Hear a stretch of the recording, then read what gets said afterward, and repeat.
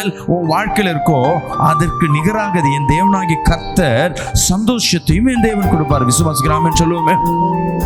ஆனா சத்ருவான என்ன பண்ணுவானா, நீ ஒரு நாள் சிரிச்சிட்டனா ஒரு வாரம் முழுவதும் வீட்டுல கண்ணீர் வரும்படியா சூழ்நிலை செஞ்சிருவான். ஆனா உங்களுக்குள்ள ஒரு விசுவாசம் வேண்டும். என் தேவன் எனக்கு ஜீவனை கொடுத்திருக்கிறாரு. இன்னைக்கு சத்துருவான எனக்கு ஒரு வாரம் குடும்பத்துல சண்டையை கொடுத்திருக்கிறான்னா அதற்கு நிகராக என் தேவன் ஒரு வாரத்திற்கு மட்டும் இல்லை, அதற்கு நிகர்னா என்ன, அதற்கு ஈக்குவலா ஏற்கனவே ஒரு வாரம் சந்தோஷம் இருக்கும், இன்னொரு ஒரு வாரம், அப்போ 2 வாரம் உன் வாழ்க்கையில் எப்படி இருக்கும், சந்தோஷத்தை கர்த்தர் கொடுக்க ஆயத்தமா இருக்கிற. கரங்களை தட்டி ஒரு ஆமென் சொல்லுவேன். இன்னைக்கு உங்க வாழ்க்கையில ஏதோ ஒரு பலவீன நிமித்தமாக, கடன், குடும்ப பிரச்சனை, ஏதோ ஒரு சூழ்நிலை நிமித்தமாக நீ பயந்து கொண்டிருக்கிறாயா, உன் ஆத்துமாவை தீட்டுப்படுத்தாத, உன் ஆத்துமாவை சேதப்படுத்தாத, உன் ஜீவனை மற்றவர்களுக்காய் கொடுப்பதற்கு நீ ஆயத்தமா இருக்காத, சத்ருவுக்கு உன் ஜீவனை கொடுப்பதற்கு நீ விருப்பப்படாத. உனக்காய் கொடுத்த அந்த ஜீவன் விலையேற பெற்றது. ஹல்லேலூயா. இன்னைக்கு இந்த பயத்தை உன் கண்கள் காண்கிறது என்றால் அதே பயத்தை மேற்கொள்வதற்கு உன் ஜீவனை என் தேவன் பலப்படுத்துகிறவராக இருக்கிறார். கரங்களை தட்டி ஒரு ஆமென் சொல்லுவோமே.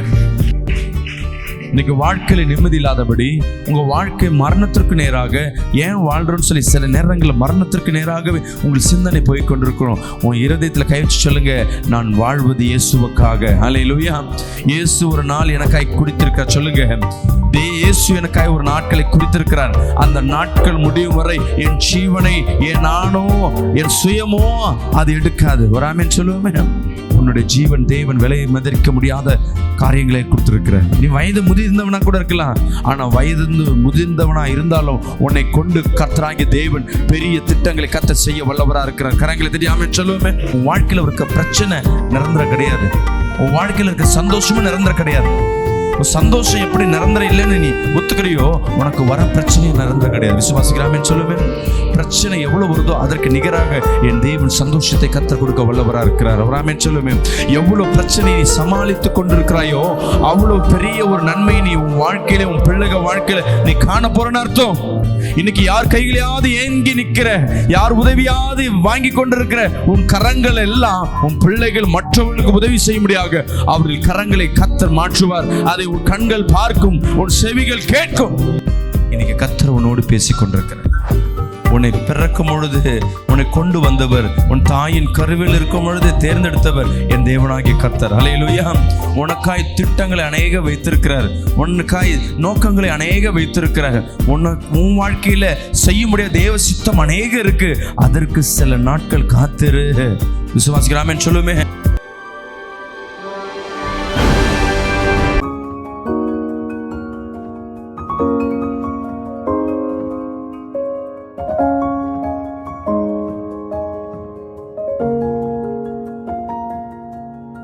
இந்த நாள் கர்த்தர் நம்மோடு பேசுகிற வார்த்தை பிலிப்பியர் 1ஆம் அதிகாரம் 21ஆம் வசனத்தை நாம் வாசிக்க கேட்போமா? கிறிஸ்து எனக்கு ஜீவன், கிறிஸ்து எனக்கு ஜீவன், சாவு எனக்கு ஆதாயம், சாவு எனக்கு ஆதாயம்.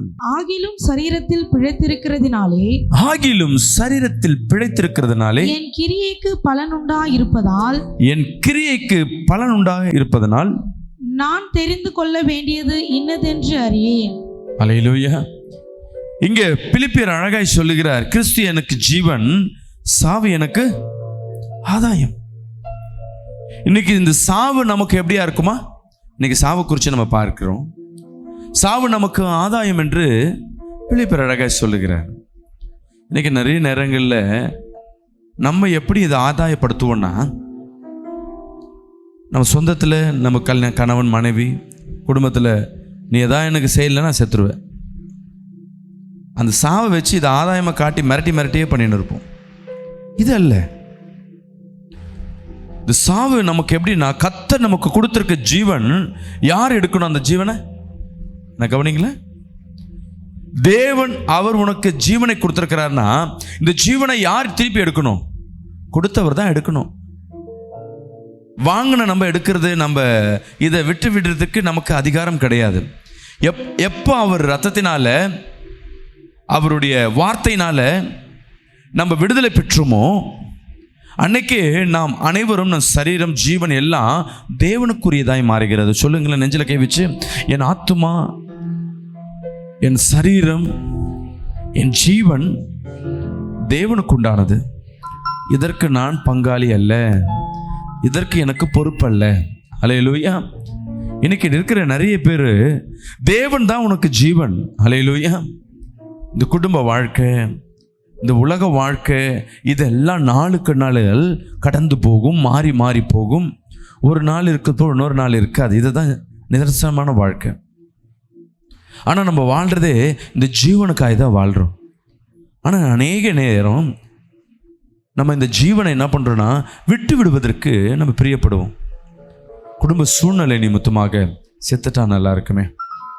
சபைக்கு வருகிற புதிய ஆத்துமாக்களில் நிறைய பேர் பார்த்தீங்கன்னா எதற்காய் கடைசியாக இங்கே வருவாங்கன்னா செத்து போயிடலான்னு ஒரு எண்ணம் வந்துனே இருக்கும். இன்னைக்கு இந்த செய்தியை கர்த்தர் கொடுக்குறாருன்னா இதை கேட்டுக்கொண்டிருக்க இங்கே இருக்கிறவங்களோ நேரில் பார்க்குற யாருக்கும் இந்த செத்துடலான்னு சொல்லி ஒரு எண்ணம் வந்துனே இருக்கும். எதுக்கு வாழணும்? இந்த கடன் பிரச்சனைக்கு செத்துடலாமே, இந்த அவமானத்துக்கு செத்துடலாமே, எனக்கு யாருமே இல்லையே, நான் செத்து போயிடுறேன், எனக்கு துரோகம் பண்ணிட்டாங்க, நான் மரித்து போகிறேன், என்னை ஏமாற்றிட்டாங்க, நான் மரித்து போகிறேன், ஐயோ வாங்கின கடனை என்னால் கொடுக்க முடியல, அதற்காக நான் என்ன பண்ணிடுறேன், செத்து போயிடுறேன். கடந்த வாரத்தில் ஒரு பாஸ்டர் என்னிடத்துல பேசும்பொழுது சொல்லியிருந்தார், இங்கே திருவொற்றியூராண்ட ஒரு ஊழியக்காரர் தற்கொலை பண்ணிக்கிட்டார். எதனால்? கடன் பிரச்சனைனால. ஒரு சபையை கட்டுறாரு. சபையை கட்டிட்டு யாருக்காக கட்டுறாரு? சபையை விசுவாசிகளுக்காகவும் தேவனுக்காக ஒரு ஆலயத்தை கட்டுறாரு. ஆனால் கடன் பிரச்சனை, எதையோ ஒரு வைராக்கியத்தில் தேவன் ஏதோ செய்திருவார்னு சொல்லிட்டு வைராக்கியத்தில் கட்டியாச்சு. ஆனால் கடன் தொல்லை தாங்க முடியல. வருகிறவர்னா ஊழியக்காரன்னு பார்க்க மாட்டுறாங்க, தப்பாய் தவறாய் பேசுகிறதை கேட்கும் பொழுது இதுவரையும் அந்த ஊழியக்கார் கனமாக இருந்த அந்த மேன்மை அவர் விட்டு போகிறதுன்னு தெரிஞ்ச உடனே அவர் சூசைட் பண்ணி செத்துட்டார். ஊழியக்காருக்கு இந்த நிலைமை. ஊழியம் செய்கிற தேவன் சமூகத்தில் காத்திருக்கிறவர்களுக்கு இந்த நிலைமை இருக்குன்னா, சத்ருவானவன் தேவன் கொடுத்த அந்த ஜீவனை எப்படியாவது எடுத்துலான்னு பார்ப்பான். சில பேர் குடிச்சு தான் சீக்கிரம் சாவுன்னு தெரியுது, இதை சாப்பிட்டா சீக்கிரம் செத்துருவோன்னு தெரிஞ்சே சாப்பிடுவோம். சிகரெட், பாக்கு, ஆன்ஸு, குடி தண்ணி, இதெல்லாம் ஜென்ஸு செய்கிறது. சில சாப்பாடு சாப்பிட்டா நம்ம செத்துருவோன்னு தெரியும். இன்றைக்கி பிரியாணி சாப்பிட்றீங்கல்ல, அதில் போடுற அந்த கலருக்கு ஒரு பவுடர் போடுறாங்க பாருங்கள், எசன்ஸ் இல்லை, பிரியாணி அந்த கேசரி பவுடர்னு, அது கேசரியில் கேன்சரை உண்டு பண்ணுகிற பவுடர். இது எத்தனை பேருக்கு தெரியும்? அது அந்த கலருக்காக, அந்த கலர் வந்தால் தான் அந்த பிரியாணி உங்களுக்கு பிரியாணி மாதிரி தெரியும். ஆனால் அந்த கலர் வர்றதுக்காக அதில் போடுற பவுட்ரு ரொம்ப டேஞ்சர். கடந்த ஒரு வாரமாக வாட்ஸ்அப்பில் ஃபேஸ்புக்கில் பார்த்துருப்பீங்க, பஞ்சு மிட்டாய் சாப்பிட்டா சீக்கிரத்தில் செத்துருவாங்க, கேன்சர் வரும். ஏன்னா பஞ்சு மிட்டாயில் அந்த ரோஸ் கலராக வருது பார்த்தீங்களா, அது சாப்பிட்டா கேன்சர் வரும், வியாதி வரும். நம்ம தெரிஞ்சே சாப்பிடுவோம். நம்ம கேக்கு சாப்பிட்றோம் பாருங்க, நல்ல கேக்கு, வெறும் பிளைன் கேக்கை சாப்பிட்றதுனால உடம்புக்கு ஸ்ட்ரென்த்து. அதில் க்ரீம்னு மேலே போடுறோம் பார்த்தீங்களா, அதுவும் இப்போ எவ்வளோ சகப்பாக, டார்க்காக, கருப்பாக, ப்ளூவாக, இந்த மாதிரி அந்த கலர் உண்டு பண்ணுற இதை யாருக்கு கொடுக்குறோம்? குழந்தைங்களுக்கு கொடுக்குறோம். எது கலர் டார்க்காக இருக்கோ அதெல்லாம் பாய்சன், அதெல்லாம் கெடுதல். ஒரு மிட்டாய் வாங்கி அந்த பிள்ளை சாப்பிடுதுன்னா அந்த மிட்டாய்க்கு ஆரஞ்சு கலர் உண்டு பண்ணுறது அது எசன்ஸ் கிடையாது, எல்லாம் கெமிக்கல்.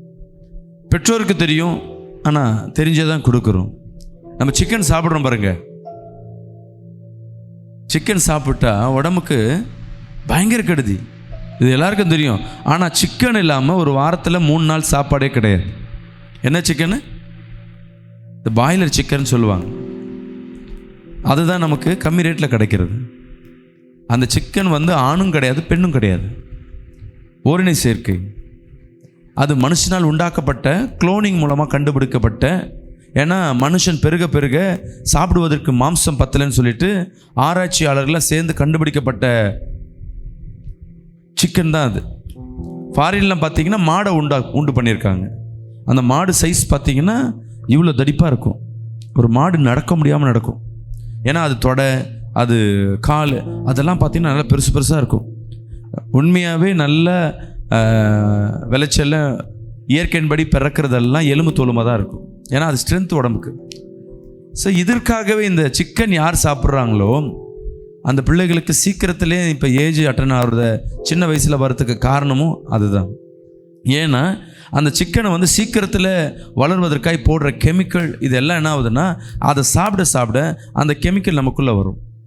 முன்னெல்லாம் பிள்ளைங்க பார்த்தீங்கன்னா ஒல்லியாக தான் இருப்பாங்க, குண்டாக மாட்டாங்களான்னு சொல்லி என்ன பண்ணுவாங்க, எல்லாம் நோஞ்சாம்பிள்ளைன்னுவாங்க, தரைக்கு தங்கச்சி தரைக்கு தம்பி இப்படியே சொல்லுவாங்க. ஆனால் இப்போ என்ன ஆயிடுச்சுன்னா ஒல்லியாக இருக்கிற பிள்ளையே பார்க்க முடியல, எல்லாம் கொளுத்து கொளுத்து கொளுத்து கொளுத்து கொளுத்து குண்டு குண்டாக இருக்குது. காரணம் என்ன? சிக்கன். இதனால் குழந்தை பிறக்கிறது, ஆண்மை குறைவு எல்லாமே வருது. எல்லாருக்கும் இது தெரியும். தெரிஞ்சே நம்ம என்ன பண்ணுவோம்? சிக்கன் தான் சாப்பிடுவோம்.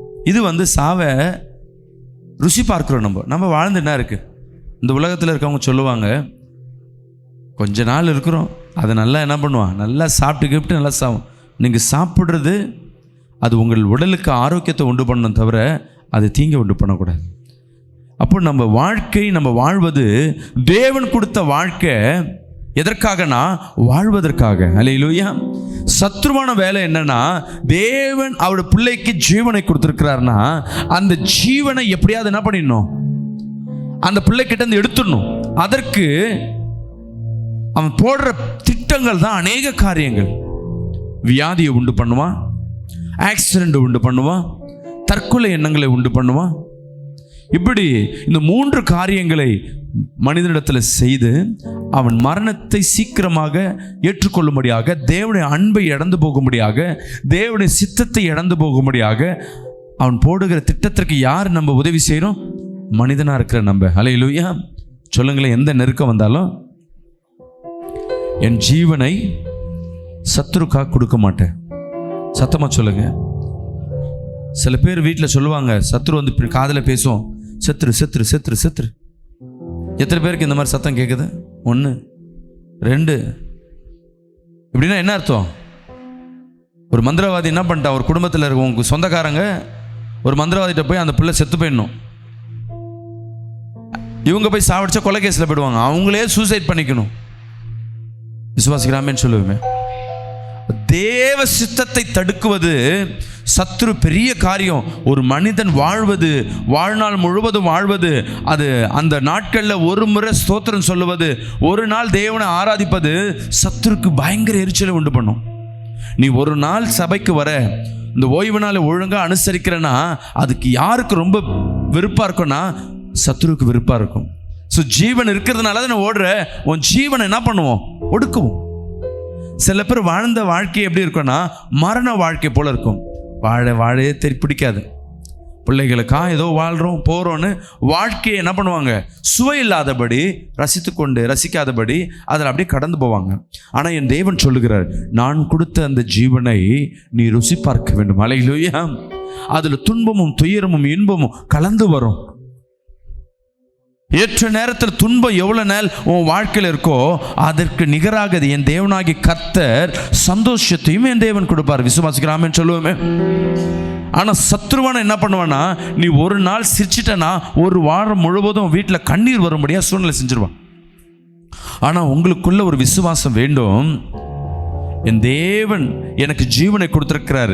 இன்னைக்கு சத்துருவான எனக்கு ஒரு வாரம் குடும்பத்தில் சண்டையை கொடுத்துருக்கிறான்னா அதற்கு நிகராக என் தேவன் ஒரு வாரத்திற்கு மட்டும் இல்லை, அதற்கு நிகர்னா என்ன, அதற்கு ஈக்குவலாக ஏற்கனவே ஒரு வாரம் சந்தோஷம் இருக்கும், இன்னொரு ஒரு வாரம், அப்போ 2 வாரம் உன் வாழ்க்கையில் எப்படி இருக்கும்?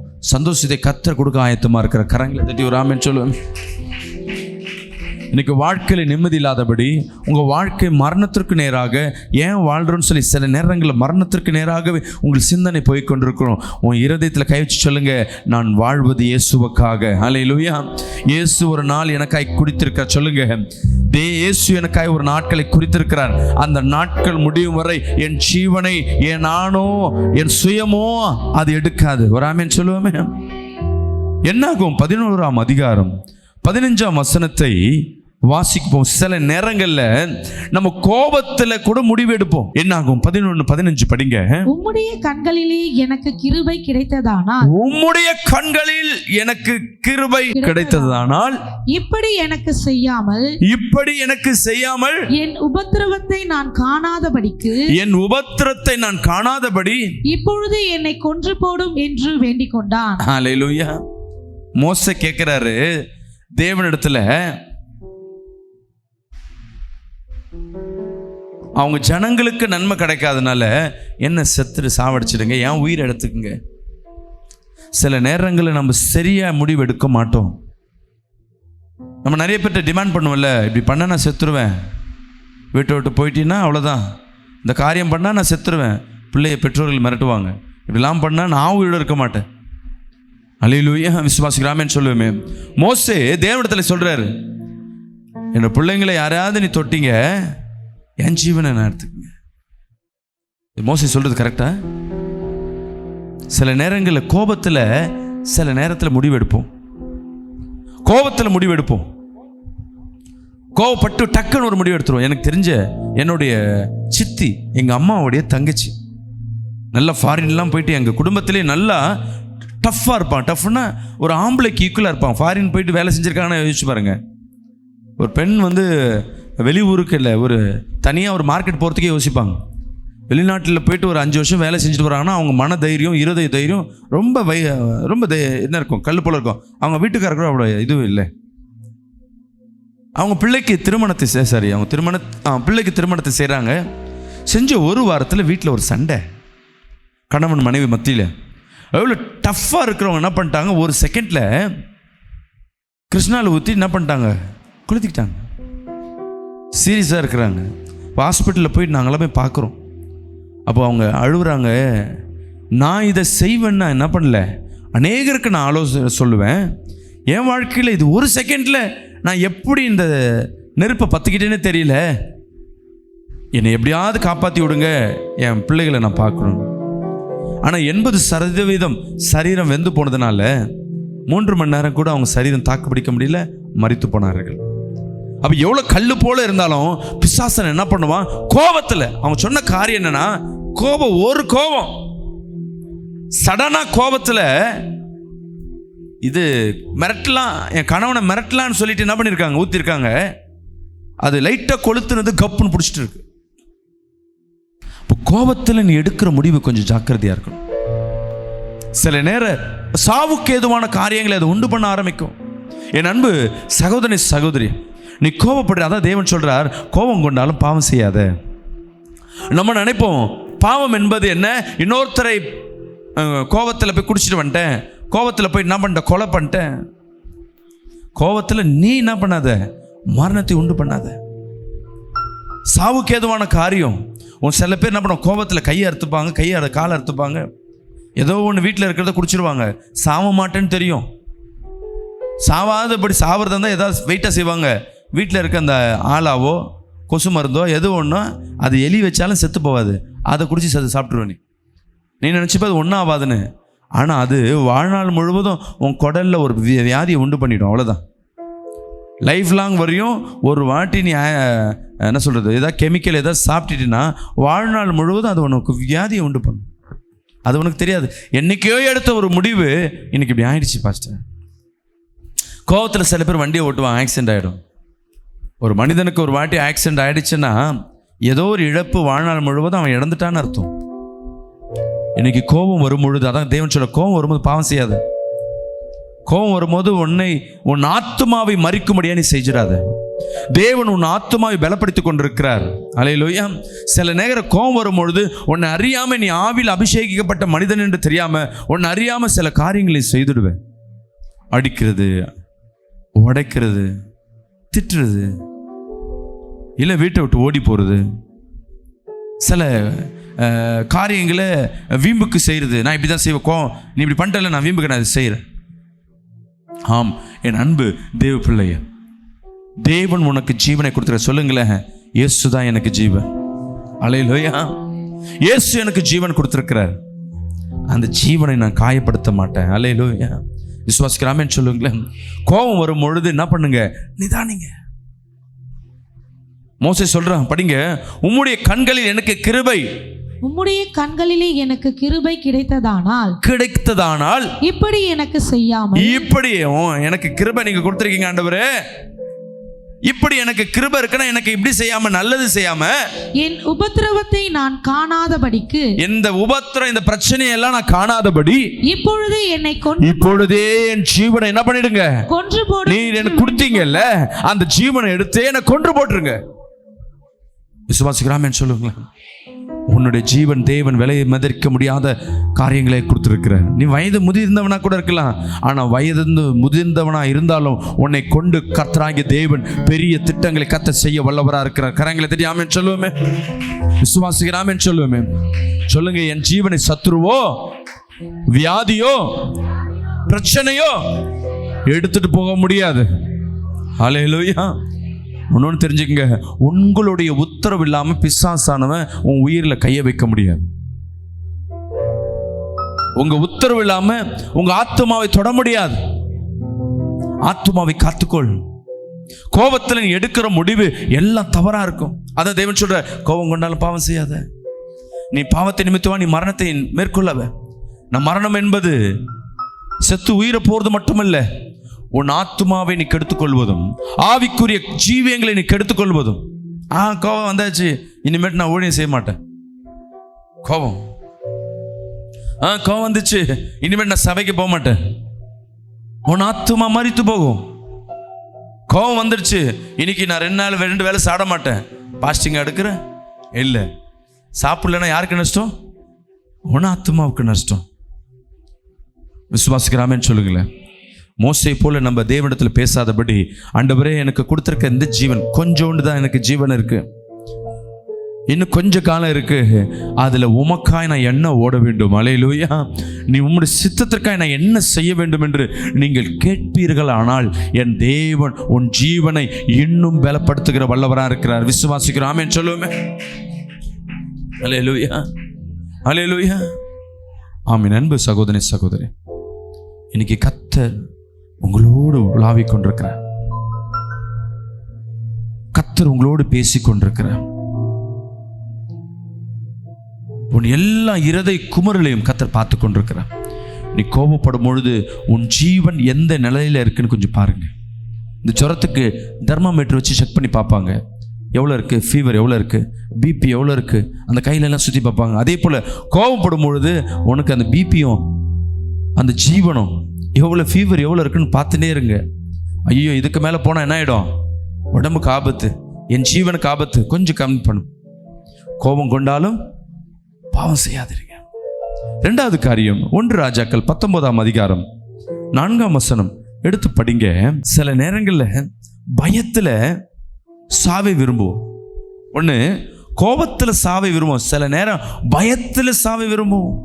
படிங்க அந்த வசனத்தை. 1 ராஜாக்கள் 19:4. வனாந்திரத்திலே ஒரு நாள் பிரயாணமாய் போய், எலியா வனாந்திரத்தில் ஒரு நாள் பிரயாணமாய் போய் ஒரு சூரை செடியின் கீழே உட்கார்ந்து, ஒரு சூரை செடியின் கீழே உட்கார்ந்து தான் சாக வேண்டும் என்று கோரி, நான் செத்து போனோன்னு சொல்லி கேட்டு, போதும் கர்த்தாவே, போதும் கர்த்தாவே, என் ஆத்துமாவை எடுத்துக்கொள்ளும். ஆமே. இந்த பசி, இந்த வேதனை, இந்த கடன் பிரச்சனை, இந்த பிரச்சனை தான் ஒரு மனிதனை என்ன பண்ணும். இந்த கோபத்தில் எடுக்கிற முடிவு கூட சடனா எப்பயோ வரும். ஆனா பிரச்சனை வந்த பயம் வந்துடும். அந்த பயத்துல நீ சாவை எதிர்நோக்கி கொண்டு இருப்ப. பயம் வந்துடும். ஐயோ சொந்தெல்லாம் வேணாம், நான் தனியா நின்று.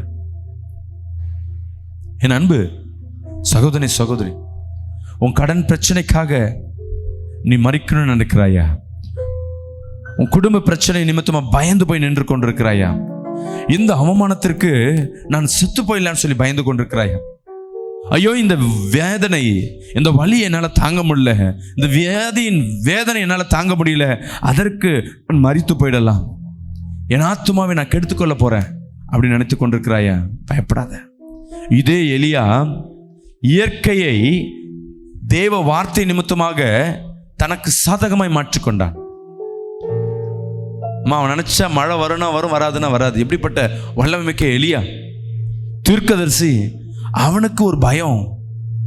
இன்னைக்கு உங்க வாழ்க்கையில ஏதோ ஒரு பலவின் நிமித்தமாக கடன், குடும்ப பிரச்சனை, ஏதோ ஒரு சூழ்நிலை நிமித்தமாக நீ பயந்து கொண்டிருக்கிறாயா, உன் ஆத்துமாவை தீட்டுப்படுத்தாத, உன் ஆத்துமாவை சேதப்படுத்தாத, உன் ஜீவனை மற்றவர்களுக்காய் கொடுப்பதற்கு நீ ஆயத்தமா இருக்காத, சத்ருவுக்கு உன் ஜீவனை கொடுப்பதற்கு நீ விருப்பப்படாத. உனக்காய் கொடுத்த அந்த ஜீவன் விலையேற பெற்றது. ஹல்லேலூயா. இன்னைக்கு இந்த பயத்தை உன் கண்கள் காண்கிறது என்றால் அதே பயத்தை மேற்கொள்வதற்கு உன் ஜீவனை என் தேவன் பலப்படுத்துகிறவராக இருக்கிறார். கரங்களை தட்டி ஒரு ஆமென் சொல்லுவோமே. ஹல்லேலூயா. ஆம் என் அன்பு தேவ பிள்ளை, உன் வாழ்க்கையில் இருக்கிற எல்லா சுகத்தையும் தள்ளிவிட்டு பயப்படுகிற காரியம் வரும்பொழுது தேவனை ஒரு நிமிஷம் இடிச்சு கொள்ளுங்க. சாவு வரப்பொழுது இன்னும் 3 நாள்ல செத்து போயிடுவோம். சாவு எப்படிலாம் வரும்ன்றத ஏற்கனவே டிசைட் பண்ணியாச்சு. அது தேவனுக்கு நல்லா தெரியும். தெரிஞ்சு அந்த சாவை மேற்கொள்வதற்கு அவர் போய் தனிமையில் இருந்து ஜெபம் பண்ண ஆரம்பிக்கிறார் நம்ம இயேசு கிறிஸ்து. கொடுமையில கொடுமை, பிரச்சனை என்ன வரப்போதுன்னு தெரிஞ்சிச்சுன்னா போதும், அதில் இருக்க பயம் ஹெவியாக இருக்கும். பிரச்சனையோடு நீ கலந்து ஓடினே இருந்தால் தெரியாது. இவ்வளோ பேர் பிரச்சனை வரப்போகுது, இவ்வளோ பேர் அவமானம் வரப்போது முன்னாடி தெரிஞ்சிச்சுன்னா அந்த இருக்கிற நாள் உனக்கு நரகமாய் மாறிடும். அம்மாவா இல்லையா? ஆமீன். அன்பு சகோதரி சகோதரி, பிரச்சனை வர்றது, பிரச்சனை இருக்கு, இதனால எனக்கு அவமானம், ஒரு பயம் உனக்குள்ள வந்ததுன்னா தெய்வ சமூகத்தில் காத்துரு, நீ ஜெபம் பண்ணு, பெரிய காரியத்தை என் தேவன் செய்வார். ஆமென். ஹல்லேலூயா. உங்க ஜீவன் விலையேற பெற்றது. ஆமென் சொல்லுங்க. என் ஜீவன் விலையேற பெற்றது.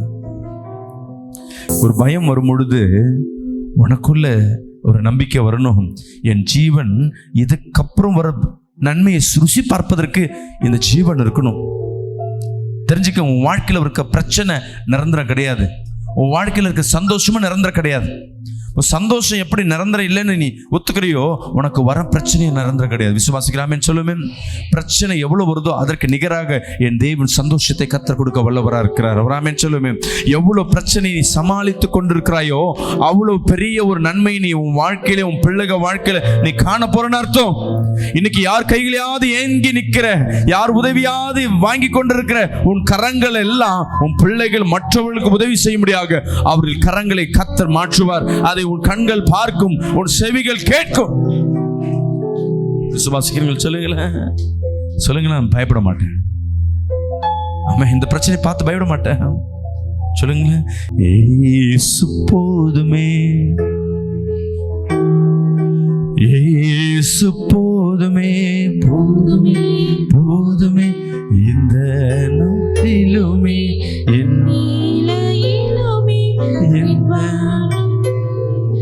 இயேசு போதுமே. சொல்லுங்களேன். எந்த நாளிலுமே, எந்த நிலையிலுமே இயேசு போதுமே. புல்லுள்ள இடங்களில் மேய்த்திடுவார், அமர்ந்த தண்ணீரண்டில் நடத்திடுவார். நிச்சயமாகவே உள்ள இன்னைக்கு உனக்கு மேய்ச்சல் இல்லாம இருக்கலாம். கத்தர் நிச்சயமா புல்லுள்ள இருக்கிறதுக்கு, அமர்ந்த தண்ணீருக்கு கத்தர் உன்னை கொண்டு போவா. ஆத்துமாவை தினம் தேற்றிடுவார், மரண தாக்கில் தாங்கிடுவார். சொல்லுங்களேன். ஆத்துமாவை தினம் மரண பள்ளத்தாக்கில். சொல்லுங்களேன். கை நெஞ்சில கை வச்சு. போதுமே, போதுமே, இயேசு போதுமே, போதுமே, எந்த நாளிலுமே, எந்த வாழ்வினிலே இயேசு போதுமே. மனிதர் என்னை கைவிட்டாலும், மாமிசம் அழுகி நாரிட்டாலும், இதற்கு மேல என் வாழ்க்கை வேணாம், நான் மரித்து போறேன், இந்த பயத்திற்கு நேராக நான் செத்து போறேன் என்ற எண்ணத்துல இருக்கிறியா? நாரிட்டாலும், ஐஸ்வர்யம் யாவும் அழிந்திட்டாலும், ஆகாதவள் என்று தள்ளிவிட்டாலும் ஐஸ்வர்யம் யாவும் அழித்திட்டாலும் ஆகாதவள் என்று தள்ளிவிட்டாலும் கைகள் நெஞ்சில வச்சு இயேசு போதுமே யோபின் வாழ்க்கை கொஞ்சம் பாருங்க. அவன் வாழ்க்கையில எல்லாவற்றையும் இழந்து போய் அவன் பயத்தின் மத்தியில் இருந்தாலும் அவன் ஜீவனை தேவனுக்காய் ஒப்பு கொடுத்தான். இழந்தவைகளை அவன் இரட்டிப்பாய் பெற்றான். விசுவாசத்தோடு இயேசு போதுமே, இயேசு போதுமே. யோனாவும் ஒரு சில சூழ்நிலையில மரணத்தை விரும்ப ஆரம்பிச்சான். விசனத்தினால் சாவை விரும்ப ஆரம்பிச்சான். படிங்க யோனா 4ஆம் அதிகாரம் 8ஆம் வசனம். சூரியன் உதித்த போது தேவன் உஷ்ணமான கீழ்காற்றை கட்டளையிட்டார்.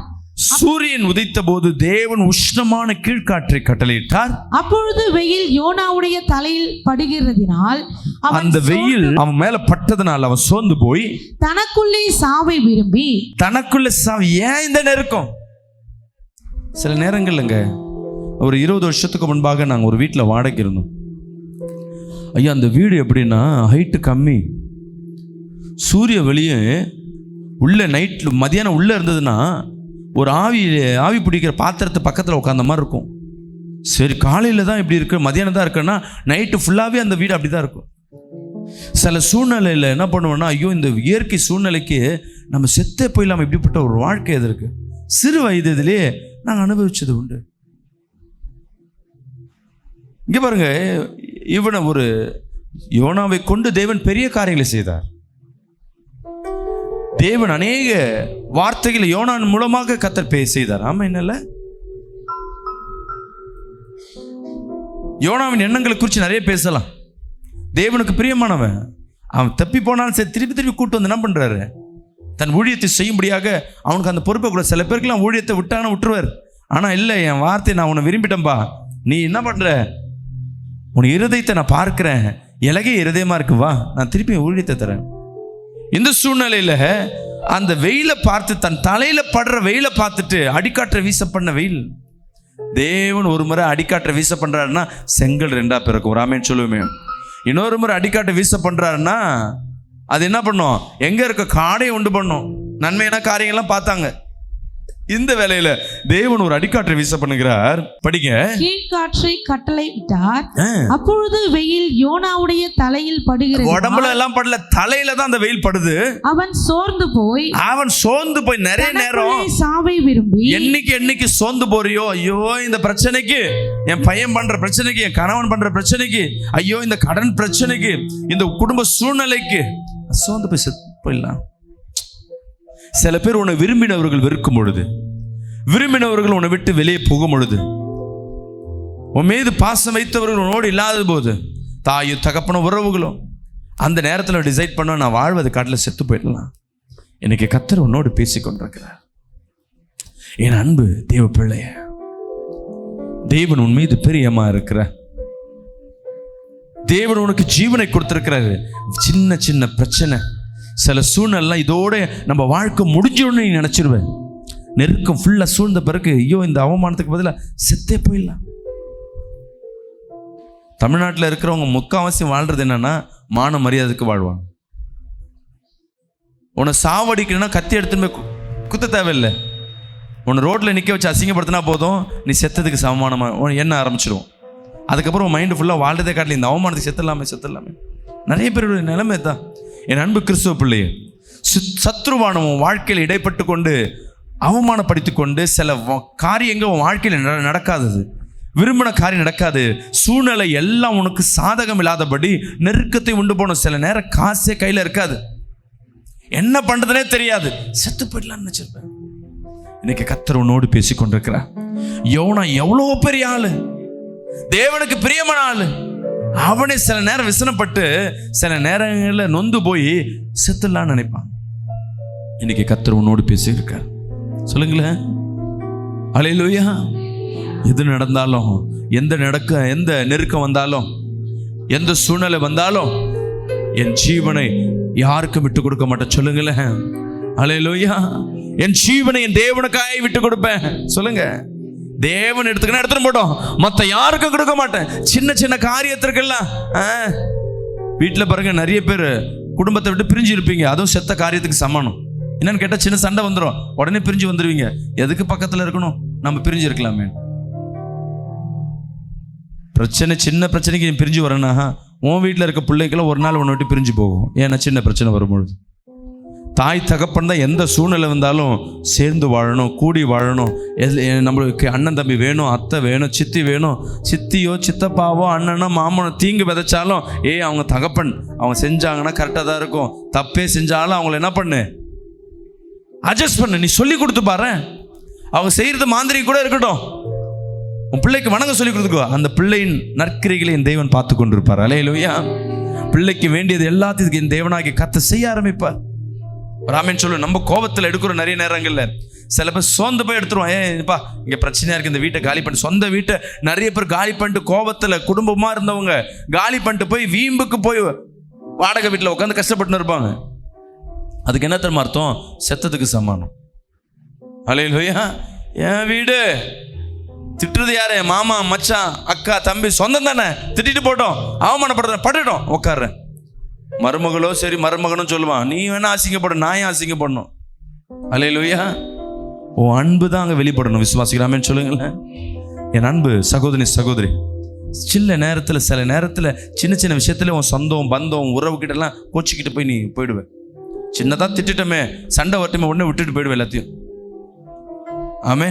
கூட சாப்பாடு ஆக்குறாங்க சர்ச்சில், 4 பேர் ஒன்றா சேர்ந்து ஆக்குவாங்க. அந்த காய்கறி வெட்டுறதுலையோ போடுறதுலையோ சின்ன பிரச்சனை வச்சுட்டு போ, நீ ஏன் பண்ணிக்கோ, நாங்களே போறோன்னு போயிடுவோம். யார் ஆசீர்வாதம் போயிடுச்சு? போன நம்ம ஜீவன் செத்து போயிடுச்சுன்னு அர்த்தம். நீ எவ்வளோ துன்பம் வந்தாலும் சரி, எவ்வளோ நெருக்கம் வந்தாலும் சரி, நெருக்கம் உன்னை சாவுக்கு எதுவாக கொண்டு வந்தாலும் சரி, அதில் நீ உன் ஜீவனை மட்டும் விடக்கூடாது. விசுவாசிக்கிறாமேன்னு சொல்லுங்களேன். யாரை வேணா நீ விடுறதுக்கு நீ ஆயத்தமாக இருக்கலாம். ஆனால் உன் சொந்த பந்தம், உன் உறவுகளை விட்டு வாடுகிற வாழ்க்கை தேவனுக்கு பிரியமில்லாத வாழ்க்கை. விசுவாசிக்கிறாமேன்னு சொல்லுவேமே. அல்லேலூயா. என் சொந்தம் அங்கே இருக்குங்க, நான் இங்கே ஃப்ரீயாக இருக்கேங்க. நீ ஃப்ரீயா இல்லை, நீ செத்து போயிருக்கிற. ஒரு ஆமேன்னு சொல்லுவேமே. சொந்த பந்தத்தோடு வாழ கற்றுக்கணும். ஒரு பண்டிகை வருது, ஒரு லீவ் வருதுன்னா சொந்த பந்தம்லாம் உன் வீட்டுக்கு வருதுன்னா தான் நீ ஜீவனோடு இருக்குன்னு அர்த்தம். ஒரு சொந்தமாக உன் வீட்டில் வந்து எட்டி பார்க்கலன்னு என்ன அர்த்தம்? நீ செத்து போயிட்ட. செத்த வாழ்க்கைக்கு சமானம். சும்மா சும்மா தங்கச்சியை பார்க்குறியே, சும்மா அக்காவை பார்க்குறியே, உன் சொந்தம் சொல்லி கொண்டிருக்கேன்னா நீ ஜீவனோடு இருக்கேன்னு அர்த்தம். அல்லேலூயா. சொல்கிறவங்க சொல்லிட்டு போட்டோம், நீங்கள் சொல்லுங்கள், நீ ஜீவன் இல்லாமல் இருக்க, நான் ஜீவனோடு இருக்கிறேன். விசுவாசிக்கிறாமேன்னு சொல்லுங்களேன். சொல்லுங்கள். இந்த பாடல் பாடும் பொழுதும் ஒரு சூட்சம் இருக்கும். என் சொந்த வேணாம், பந்த வேணாம், எனக்கு இயேசு போதம்பா. அல்லேலூயா. அதுக்கு இந்த பாடல் அல்ல. உடனே ஆமன் கை தூக்கிங்க. விசுவாசிக்கிறாமேன்னு சொல்லுவேமே. எனக்கு சொத்து வேணாம் சொல்லுங்க, எனக்கு பாவம் வேணாம், உலகத்தில் இருக்கிற ஐஸ்வர்யம் வேணாம், உலகத்தில் இருக்கிற பாவ இச்சைகள் வேணாம், எனக்கு இயேசு போதும்னு சொல்றதுக்கு தான் அர்த்தம். இந்த பாடல் பாடும்போது உன்னை யாரா திட்டிருப்பாங்களே, யாரும் வேணாம், இயேசு போதும். இதல்ல விசுவாசம். தேவன் உன்னுடைய சந்தோஷத்தையும் உன்னுடைய உயிர்ப்பிடுதலையும் உன் ஜீவனை எங்க வச்சிருக்கிறாருன்னா உன் சத்ருவிடத்துல தான் வச்சிருக்கிறார். யார் உன் சத்ரு? உன் சொந்த வீட்டாரே சத்ரு. விசுவாசிக்கிறாமேன்னு சொல்லுவேன். எடுத்து படிங்க. கடைசியா ஒரு வசனத்தை படிச்சு முடிச்சிருவோம். யோபு 3ஆம் அதிகாரம் 11ஆம் வசனத்தை வாசிப்போமா? நான் கர்ப்பத்தில் தானே அழியாமலும் கர்ப்பத்தில் இருந்து புறப்படுகிற போதே சாகாமலும் போனது என்ன? சில வேதனை வரும்பொழுது ஐயோ ஏற்கனவே செத்துருக்கலாமே, இன்னும் ஏன் எனக்கு ஜீவன் இருக்கு? யோபு சொல்றான், பிறக்கும் பொழுதே என்ன சாவடிச்சிருக்கலாமே, எதற்கு வந்து கொண்டு வந்து எனக்கு ஏன் இந்த பாடு? நிறைய நேரம் உங்களுக்குள்ள இருக்கலாம், ஏன் இவ்வளவு பிரச்சனை? சில பிள்ளைங்க கேட்கும், ஏம்மா என்னை பிறக்கும் போது சாவடிச்சிருக்க, என்னையாமா இப்ப பிறக்க வச்சு என்னைய கஷ்டப்படுத்துற? இன்னைக்கு கர்த்தர் உன்னோடு பேசி கொண்டிருக்கிறார். உன்னை பிறக்கும் பொழுது உன்னை கொண்டு வந்தவர், உன் தாயின் கருவில் இருக்கும் பொழுது தேர்ந்தெடுத்தவர் என் தேவனாகிய கர்த்தர். அல்லேலூயா. உனக்காய் திட்டங்களை அநேக வைத்திருக்கிறார், உனக்காய் நோக்கங்களை அநேக வைத்திருக்கிறார். உன் வாழ்க்கையில செய்ய முடியாத தேவ சித்தம் அநேக இருக்கு. அதற்கு சில நாட்கள் காத்திரு. விசுவாசிக்கிறாமேன்னு சொல்லுமே. அதற்குள்ளாக உன் ஜீவன் என்ன பண்ணாத, மரணத்துக்கு நேராக கொண்டு போகாத. இன்னைக்கு கர்த்தர் ஒவ்வொருத்தர் மத்தியில பேச. அதே யோபு 3:1 படிங்களேன். அதற்கு பின்பு யோபு தன் வாயை திறந்து தான் பிறந்த நாளை சபித்து வசனித்து சொன்னது என்னவென்றால், அவன் பிறந்த நாளை சபிக்கிறான். ஏன்டா இந்த வாழ்க்கை? ஹல்லேலூயா. யாராவது ஒருத்தர் கல்யாண நாளில் பிறந்த நாளில் வீட்டில் சண்டை வந்துட்டுமே, அடுத்த வருஷம் அந்த கல்யாண நாள் வரும்பொழுது என்ன இருக்கும்? தேவன் செஞ்ச நற்கிரியெல்லாம் இருக்காது. போன வருஷம் இவ்வளோ சண்டை வந்துச்சுல்ல, நீங்கள் என்னை திட்டினீங்கல்ல, போன வருஷம் தானே எனக்கு கரெக்டாக இந்த டைம் எனக்கு சண்டை போட்டிங்க. நம்ம அந்த நினைவு கொண்டு வருவோம். அம்மாவா இல்லையா? செல்ல ஐயோ எப்பா கல்யாணம் பிறந்த நாள் வேணாம், கல்யாண நாளாக வேணாம், ஏற்கனவே பிரச்சனையாக இருக்குது, இந்த டைமில் தான் பிரச்சனை பண்ணுறதுக்கு கரெக்டாக வேணுன்றது மைண்டு இருக்கும். ஆனால் உதர் என்ன சொல்லி கொண்டிருக்கோம்? வேணாம். சில சூழ்நிலையில் நம்ம மரணத்தை என்ன பண்ணுவோம்? சாபத்து நிமித்தமாக நம்மளே சாப விடுவோம். ஏன் இது, ஏன் இப்படி ஆகட்டும்? உன் வாயிலிருந்து வர வார்த்தை உன் ஜீவனை பிழைக்கத்தக்கதாக இருக்கணும், தவிர உன் ஜீவனை சாவுக்கு நேரம் கொண்டு வரதா இருக்கக்கூடாது. விசுவாசிக்கிற ஆமென் சொல்லுவோமே.